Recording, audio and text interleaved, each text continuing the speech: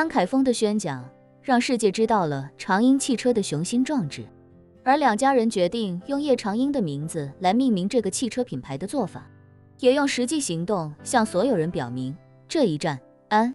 叶两家押上的不只是他们毕生的光辉与荣耀，其中还包括了叶长鹰的。接着，贺远江与韩美琴相继登台，作为长鹰汽车的 CEO 和 COO， 也就是首席法务官，两人分别从自己专业的角度阐述了自己对长鹰汽车未来发展的观点和决心。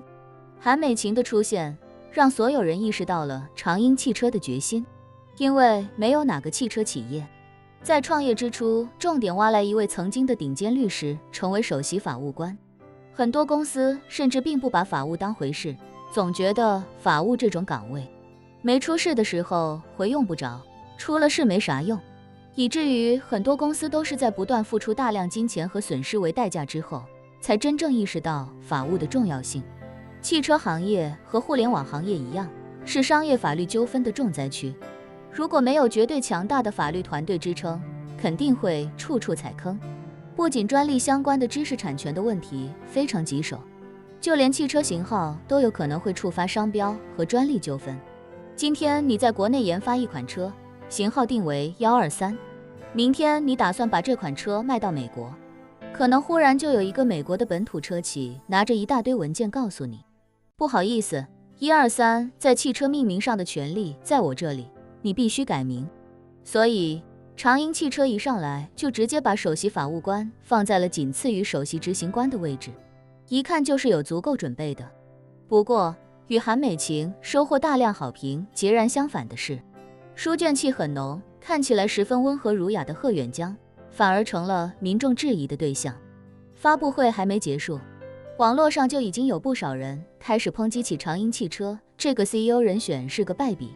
由于贺远江当年一直在华尔街，所以他在国内的知名度并不高，在许多国人眼里，他就是一个凭空冒出来的素人。再加上他前几年都在金陵财大教书，与新能源产业看起来毫无关系，这让大家多少有些担心长鹰汽车的择帅或许有些问题。而他的履历在发布会现场经过 PPT 公布出来之后，也根本看不出这个人的职业过往与汽车行业有任何关联。他在华尔街做的是金融相关的工作，到了金陵做的是金融教授，似乎这个人唯一与汽车行业有关的地方就是他大概率是有驾照的。于是网上也立刻就有一些键盘军师和键盘金融家立刻跳出来抨击，说两个大家族为长鹰汽车赌上一切，最后把一个新手推上牌桌替他们完成赌局，这注定是很难成功的。也有人拿泰坦尼克号来举例子，说船很牛逼，船上的人也很牛逼，唯独船长是个好大喜功的智障，但这艘巨轮毁就毁在了他的身上。不过只有当事人才知道，贺远江对新能源汽车的理解不是单纯用专业眼光就能判断的。就连萧初然在看完发布会之后，忍不住对叶晨说道，老公，那个贺教授本身是大学教授出身，安家和叶家让他负责一个400亿美元的项目，他真的能胜任吗？我刚才看了一眼网上的评论，好像大家都对他持怀疑态度。一旁的陈怡宁也一本正经地说道，我觉得悬了，有时候做事情不在于你投多少钱，而在于你有没有用对方法，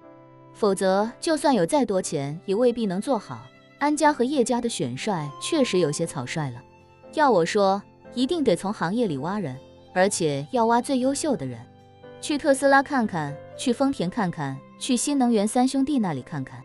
拿钱砸一批各领域顶尖的人才过来，这事儿怎么都成了。说到这，陈怡宁又道，如果因为选帅的失误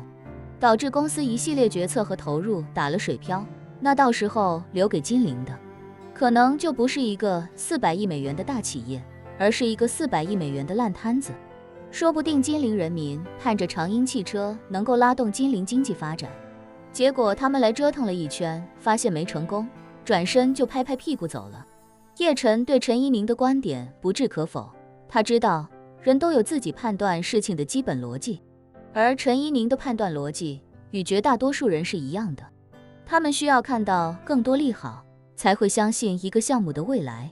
看不到足够多的利好，或者只是看到了某个关键利空，就会觉得这件事情前途无望。于是叶晨微微一笑，坚定地说道：我个人觉得，懂车的人未必造得出好车，而造得出好车的人又未必能把好车卖得出去。所以有些时候做某件事情也不一定非要弄一些看起来很专业的人来。你们看看现今网络上最火的那些车评人，哪个是学过汽车制造的？哪个又在车企里工作过？不少人好像连大学都没上过，也不耽误他们一年靠讲车赚几千万甚至更多。说到这里，叶晨顿了顿，继续道：由此可见，在这个世界上，任何学术一旦脱离了学术本身，上升到了商业领域，就绝对不再是单纯的专业问题了。因为专业是无上限的，把全世界最顶尖的科技都集中到一辆车上，这辆车也未必有几个人能买得起，反而就脱离了商业本身的基础逻辑。这就像种菜，都知道有机无公害的农产品最好，但如果全世界都只种有机无公害的农产品，这世界一半以上的人是要饿死的。陈一宁皱皱眉头，开口道：你说的虽然有一定的道理，但我刚才关注了一下网络上的舆论，好像大家都对贺教授这个 CEO 人选充满了质疑。这或许说明，专业的人虽然未必能把生意做好，但不专业的人想做好这门生意，恐怕只会更难。叶晨笑道：还是我个人的一家之言，我觉得如果网络上网民的观点代表商业成功的概率，那这个世界的商业模式早就崩塌了。现在的互联网上，每天有不下100万人嘲讽日系普通家用车皮薄馅大，但不妨碍丰田在过去的1年里，在全球范围内卖掉了1100多万辆车。如果一个人永远想不通丰田为什么能这么赚钱，那他就永远不可能做得好汽车这个行业。当个看热闹的观众，或许才是最好的选择。说罢，叶晨又道：还有许多无脑吹，总觉得贾老板的法拉蒂才是新能源汽车的鼻祖，盼着他能王者归来。但这个鼻祖的封号已经叫了整整10年了。10年后的今天，法拉蒂交付的汽车总数好像只有12辆，据说还统统因为某些问题召回。这些吹捧者如果去做汽车，或许还不如贾老板。说到这里，叶晨想起前段时间网络上的热点，笑着说道：对了，雷米汽车的老板因为发布汽车的时候没有发布价格，很多友商又纷纷在那个时间段降价拆台。那段时间全网唱衰雷老板的劲头，已经到了就连村头的狗都恨不得会喊君儿的地步了。当时绝大多数人都觉得他这一仗要嘎，而且要嘎个大的。结果没想到人家车辆发售1天就卖掉了1年的年产量。那些先前叫君儿的那些人，立刻把这个称呼吞进肚子，继续甜着脸叫雷总甚至雷布斯，仿佛君儿这2个字这辈子就没从他嘴里说出来过一样。所以仅由这一点就能确定，大家都唱衰的人或是他未必就一定会衰。因为这个世界上真理永远只掌握在少数人的手中。如果你要做某件事情，身边认识的不认识的都说这事不行，你千万别气馁，全力以赴或许就能有所成就。可如果你要做的这件事所有人都说一定行，那你可千万要小心小心再小心，论证论证再论证。因为如果村头的狗都说你干这玩意儿指定能挣钱，那这钱他就大概率轮不到你来挣。叶晨的幽默让陈一宁忍不住笑出声来，他一边笑一边看向萧初然，认真道：初然，你老公真是幽默风趣。说完，他问叶晨：叶先生，我回去正好要写一篇报道，能不能引用一些你刚才的观点？叶晨点点头，随口道：你随便用，也可以2次创作加工，不过千万不要透露我的个人信息就好了。我也是个只会动嘴不会动手的网络喷子，千万别让人知道这话是我说的，不然那些网民肯定也要抨击我，觉得我一个没学过汽车没干过汽车的屌丝也配对汽车行业高谈阔论大放厥词。陈一宁笑着说道：你这是把我和初然都给带进来了，如果用你刚才的观点来评判，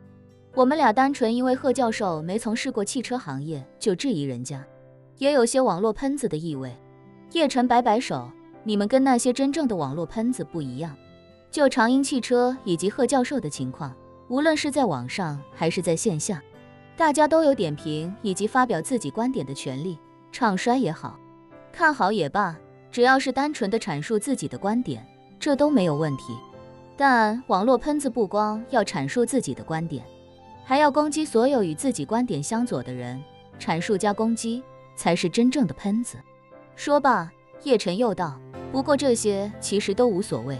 对长鹰汽车来说，质疑声多是好事，一方面能鞭策自己的团队更加努力，一方面也能靠质疑保持足够的热度。网络就是这样，大家都夸你，你能火3天；大家都骂你，你能火3年。一部分人夸你，一部分人骂你，两边时不时还得对着掐，那你能火一辈子。